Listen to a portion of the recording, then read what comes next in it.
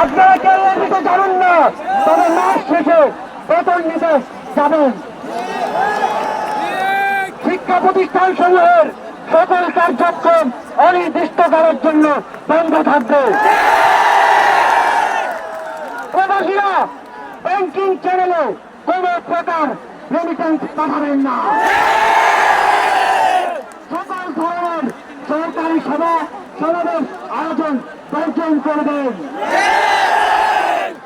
বন্দরের কর্মীরা কাজে যোগ দেবেন না, কোন মালামাল খালাস হবে না। দেশের সকল কলকারখানা চলবে না, দেশের কোন গার্মেন্টস তার কার্যক্রম চালাবে না।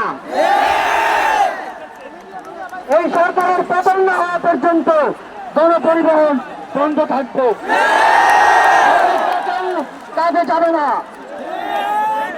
আগামী রবিবার এবং প্রতি সপ্তাহের প্রথম দিন রবিবার শুধুমাত্র ব্যক্তিগত লেনদেনের জন্য ব্যাংক খোলা থাকবে। বাকি সাপ্তাহিক কার্য দিবসগুলো ব্যাংক বন্ধ থাকবে। পুলিশ সদস্যরা রুটিন ডিউটি ব্যতীত কোন ধরনের protocol duty, right duty, protest duty পালন করবে না। শুধুমাত্র পুলিশ নিয়মিত থানার রুটিন ওয়ার্ক পালন করবে। বিজিবি ও নৌবাহিনী ব্যতীত অন্য বাহিনী ক্যান্টনমেন্টের বাইরে ডিউটি পালন করবে না। বিজিবি এবং নৌবাহিনীও ব্যারাক এবং কোস্টাল এরিয়ার মধ্যে সীমাবদ্ধ থাকবে।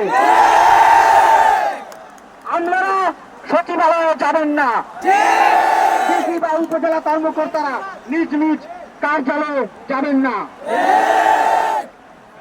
কোন প্রকার অফশোর ট্রানজাকশন চলবে না।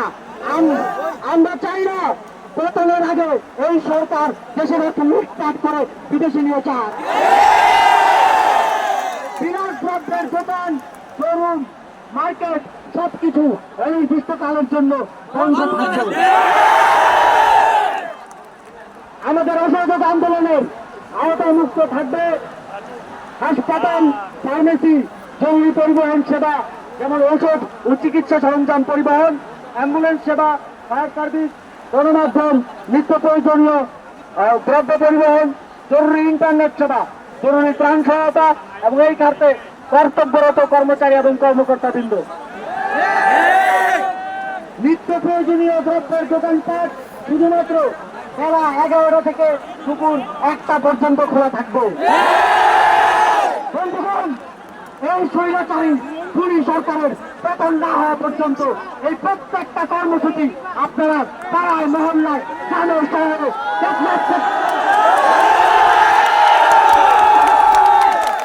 থেকে বাস্তবায়ন করার দায়িত্ব নেবেন। আপনারা কি সেই দায়িত্ব নিচ্ছেন?